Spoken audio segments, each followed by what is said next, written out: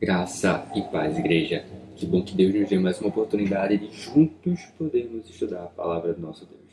Que bom que Ele nos trouxe, nos reuniu, não fisicamente, mas espiritualmente, para buscarmos a sua face e ouvirmos um pouco mais da sua voz. Bom, nós continuamos o nosso estudo e hoje, agora nós vamos entender a parábola das bodas, aqui a partir do capítulo 22. Mas antes de partirmos para o texto, tem duas coisas que nós precisamos entender. A primeira delas é que há uma parábola semelhante em Lucas. Em Lucas, no capítulo 14, do versículo 15 até o 24, tem uma parábola que se chama Parábola da Grande Ceia, com aspectos bem semelhantes com essa parábola aqui. Mas como na purificação do templo, que na purificação do templo tem uma passagem em João que parece ser a mesma, mas que apenas tem aspectos semelhantes, aqui também.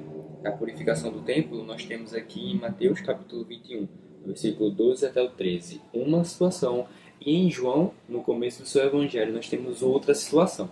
Aqui na parábola a mesma coisa, nós temos essa parábola aqui como sendo uma parábola específica que Mateus contou, e em Lucas capítulo 14, do versículo 15 até o 24, uma parábola que Jesus contou naquele momento. São duas parábolas diferentes, mas que têm semelhanças entre si. E a segunda coisa que nós precisamos entender é que essa parábola ela continua o assunto das outras parábolas. Que assunto é esse?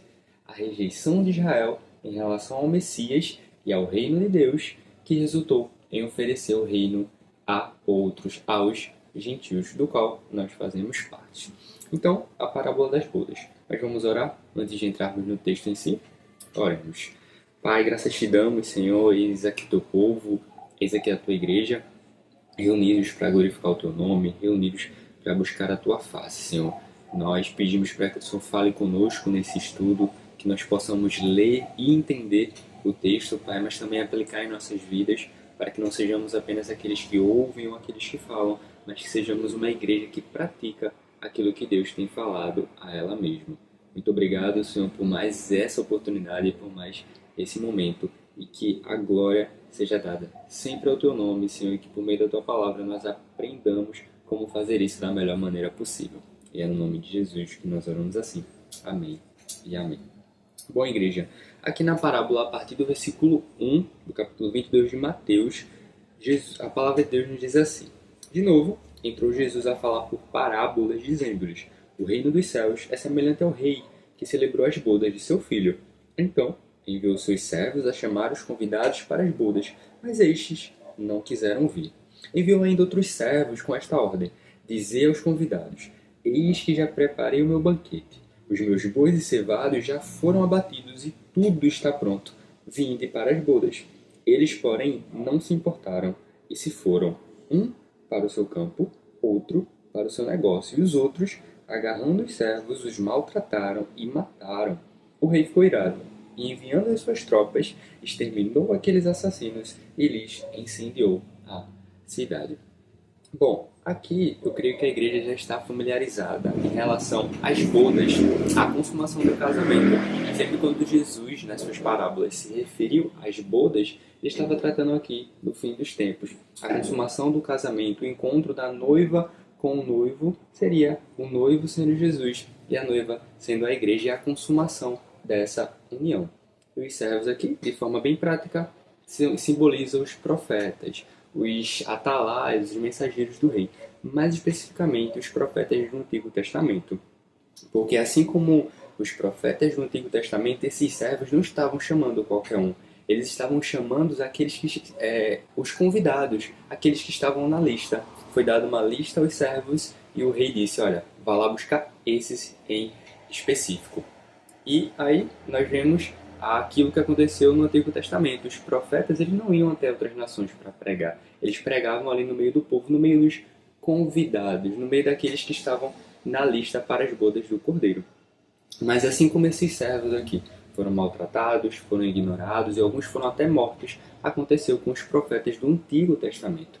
Em Jeremias nós lemos que também houve outro homem, Urias, filho de Semaías, de Kiriat-Jearim, que profetizava em nome do Senhor, e profetizou contra esta cidade, contra Judá e contra esta terra, segundo todas as palavras de Jeremias.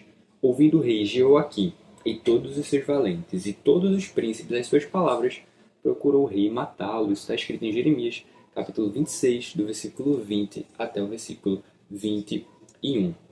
Então, além de Jeremias, havia outro profeta, um único profeta, além de Jeremias, que pregava aquilo que vinha de Deus. Mas mesmo que aqui Urias ele tente fugir para o Egito, o rei o encontra, o rei o leva e o rei o mata. Então, o único que sobrou foi Jeremias. Então, a pregação de Urias, assim como até de Jeremias, foi rejeitado. Mas, diferente de Jeremias, que até tentaram matá-lo algumas vezes, Urias acabou sendo morto. Jeremias, ele ainda foi necessário para pregar ao povo enquanto estavam no exílio. Ali no capítulo 29, mais ou menos, nós temos as cartas de Jeremias à Babilônia, ou seja, o povo já tinha sofrido exílio, já tinha sido levado até a Babilônia naquele momento. Mas o livro de Jeremias não acaba por ali, ele vai até depois do capítulo 50. Então, Jeremias ainda foi necessário para Deus, mesmo depois do exílio. Mas por conta da maldade e da rejeição do povo ao reino e ao Messias, e não apenas em Jeremias, mas vemos isso em tantos outros profetas, Deus concedeu aos gentios ouvirem também o Evangelho, que é o que vemos a seguir no texto, do versículo 8 até o 10, onde diz que então disse aos seus servos, aqueles profetas: está pronta a festa, mas os convidados não eram dignos. E depois para as encruzilhadas dos caminhos e convidai para as bodas a quantos encontrardes. E, saindo aqueles servos pelas estradas, reuniram todos os que o encontraram, maus e bons, e a sala do banquete ficou repleta de convidados. Então aqui é a concretização da pregação dos profetas. Aqueles que eram do povo não ouviram, ignoraram e até mataram os profetas. Então saiam e procurem outros, preguem até a outros, tragam quem vocês encontrarem pela frente. Então veja a importância dos servos aqui que representam os profetas. Na primeira ocasião era para chamar os convidados, os que estavam na lista, mas depois, quando esses ignoraram, o rei ele falou: olha, chame para que a festa ela fique cheia. E foi a responsabilidade de quem? Dos servos, dos profetas. E hoje nós somos esses profetas, porque esse termo não era designado apenas àqueles que diziam sobre algo que ia acontecer no futuro, mas o significado em hebraico é porta-voz autorizado ou porta-voz oficial. É um mensageiro do rei, é um atalaia do rei. E hoje nós somos esses atalaias, esses mensageiros, esses profetas. E essa função é nossa, de chamar quem vemos pela frente para as bodas do Cordeiro.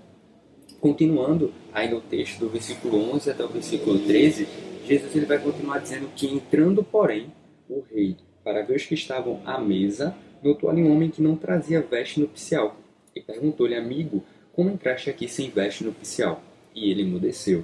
Então ordenou o rei aos serventes: amarrai-o de pés e mãos e lançai-o para fora nas trevas. Ali haverá choro e ranger de dentes. Bom, para entendermos o que significa aqui essas vestes nupcial, nós precisamos entender o que Paulo quis dizer em Gálatas capítulo 3, versículo 26 até o 27, onde ele escreve: pois todos vocês são filhos de Deus, mediante a fé em Cristo Jesus. Porque todos quanto fostes batizados em Cristo, de Cristo vos revestistes, ou seja, vocês se vestiram de Cristo. Todo aquele que crê no nome de Jesus por meio da fé e é batizado em nome de Jesus, ele se revestiu de Cristo, ou seja, essa seria a veste nupcial. Nós somos salvos por meio da fé, pelo novo e vivo caminho, que é pelo sangue de Cristo Jesus, que nos limpa, que nos lava.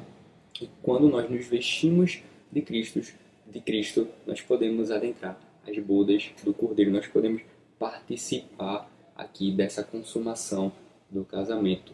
Nós ficamos vestidos de forma adequada. Então, aqueles que não creem em Jesus não estão vestidos de Cristo, então não estão vestidos adequado para as bodas do Cordeiro. E esses, como o texto mesmo diz, eles serão lançados nas trevas e ali haverá choro e ranger de dentes. Mas para finalizar a parábola, ainda temos o versículo 14, onde está escrito: porque muitos são chamados, mas poucos escolhidos. Então Jesus ele termina essa parábola com essa frase, porque muitos são chamados, mas poucos escolhidos.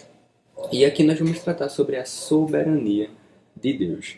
E nós vemos a confirmação daquilo que Jesus falou por vários outros textos da Bíblia. Um deles é Romanos capítulo 8, versículo 30, onde Paulo ele vai falar que aos que predestinou, a esses também chamou. E aos que chamou, a esses também justificou. E aos que justificou, a esses também glorificou. Ou seja, nós estamos tratando da soberania de Deus na salvação de todo aquele que crê. Então, o próprio Paulo, ele aqui afirma que Deus predestinou alguns, a esses ele chamou, a esses ele também justificou, e a esses ele glorificou. Paulo também, só que agora em Efésios, no capítulo 1, versículo 4 a 5, ele vai dizer que assim como nos escolheu nele, antes da fundação do mundo, para sermos santos e irrepreensíveis perante ele, e em amor nos predestinou para ele, para a adoção de filhos, por meio de Jesus Cristo. Ou seja, ele que nos escolhe.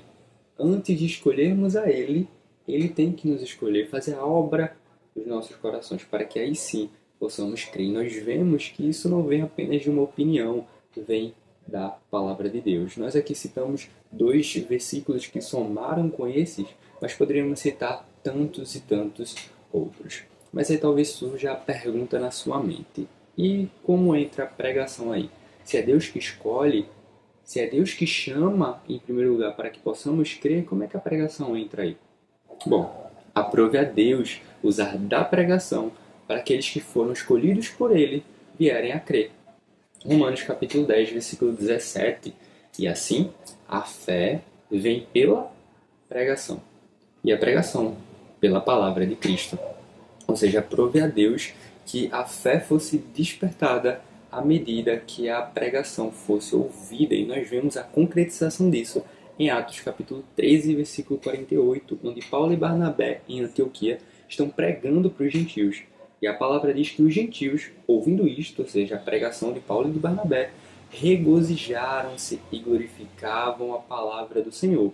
E creram todos os que haviam sido destinados para a vida eterna, a soberania de Deus na salvação. Mas que só aconteceu mediante a pregação, a lei de Paulo, a pregação de Barnabé. Então aqueles homens e aquelas mulheres só vieram a crer por conta da pregação, e aprove a Deus que fosse assim, para nos fazer participar dessa obra maravilhosa que é a salvação. Bom, ok, nós entendemos essa parábola aqui das bodas, mas quais aplicações nós podemos tirar dela para a nossa vida? Bom, primeiro, somos todos mensageiros do Rei. Cada um de nós que cremos no nome de Jesus, somos mensageiros do Rei. Como mensageiros do Rei, isso implica 2 coisas. Primeiro, temos uma missão importante a cumprir. Que missão é essa? A pregação. Foi da vontade do nosso Rei fazer com que façamos parte da sua obra desta maneira. Aprove ele nos usar, aprove ele te usar para pregar, para falar e assim despertar a fé naqueles que foram escolhidos por ele para crer. Ele nos permite ser usado para levar a maravilhosa mensagem do Evangelho aos perdidos e assim participar de sua obra. E segundo, que não é porque a pregação não foi aceita que tem algo de errado. O que eu quero dizer com isso? Bom, os servos aqui eles foram rejeitados na primeira vez que eles foram os convidados para chamá-los para as bodas do filho daquele rei. Mas, mesmo assim, o rei não disse para que eles parassem, ou o texto não nos diz que eles desanimaram. Alguns foram ignorados, outros foram maltratados e outros foram até mortos. Mas, mesmo assim, em nenhum momento o rei deu uma ordem para que eles parassem. Porque a igreja, na nossa própria vida, a maior parte das pessoas irão rejeitar a pregação vinda de nós. Então isso não deve nos frustrar e não é por causa disso que nós devemos parar. A ordem do rei nunca foi deixem pra lá. Mas tá bom, eles não quiseram, então saem por aí e busquem e falem, chamem quem vocês encontrarem. E esses virão. Não sabemos quem são aqueles que serão salvos. Então nós temos que pregar para todos. Então a primeira aplicação, nós somos os mensageiros do rei. Todos nós. A segunda, lembre-se do porquê somos salvos. Nós precisamos sempre ter em mente que não há mérito em nós na nossa salvação. Nós somos salvos por meio de uma doutrina maravilhosa chamada justificação. E o que seria essa justificação? Bom, vamos usar aqui uma analogia. Vamos imaginar que você está num tribunal. Deus, ele é o juiz. A voz da acusação é o diabo. E você é o réu, a lei que está sendo acusado. A voz da acusação, o diabo, está com uma pilha de papéis enormes ali tratando de todos os seus pecados e de todas as suas transgressões contra Deus. E se você olhar um pouquinho mais para o lado, você vai ver mais dezenas de pilhas de seus pecados e transgressões contra Deus. O diabo ali, ele está dizendo para Deus tudo aquilo que você tem cometido de errado contra ele. Tem dito, até que uma hora ele para. Senão, levaria a eternidade para falar de todas as nossas transgressões. Então ele pede a Deus um veredito. Deus pega o seu martelo, bate e diz, inocente, a qual o diabo não entende, diz, como pode o Senhor ser justo e fazer com que esse miserável pecador seja inocentado? Ao que Deus mesmo diz, de fato, seria injusto inocentá-lo mesmo diante de tantos crimes. Quando nós olhamos para o lado, vemos Jesus em meio a dois guardas algemados. Algemado, por quê? Porque ele ia cumprir a pena por nós. Porque ele ia pagar a dívida. Todos aqueles pecados e transgressões que ainda estavam lá naquelas dezenas de pilhas, Jesus, ele ia ali pagar. Jesus ia sofrer. Como a palavra diz que ele rasgou a cédula que era nossa. Ele pagou os nossos pecados. Ele sofreu a ira de Deus no nosso lugar. E nós fomos considerados justos porque Jesus pagou pelos nossos pecados. Nós fomos considerados justos porque outro pagou a nossa dívida. De fato, seria injusto se Deus olhasse para as nossas transgressões e pecados e simplesmente dissesse, não, eu esqueci e está tudo certo. Não, ele seria injusto. Alguém tinha que pagar. E quem pagou isso foi Jesus. Por isso que você e eu obtivemos a salvação. E diante de Deus, nós somos considerados justos.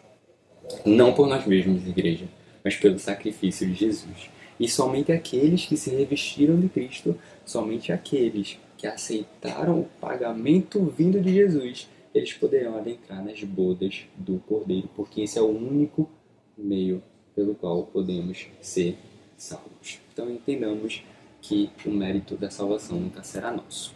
E terceira e última aplicação, tenhamos sempre em mente a soberania de Deus. Tá, mas primeiro, a soberania de Deus na salvação, como nós vimos. Eu não sei você, mas eu ainda não consigo mensurar realmente a maravilha do chamado incondicional de Deus. Você consegue? E me entenda quando eu disser isso, igreja.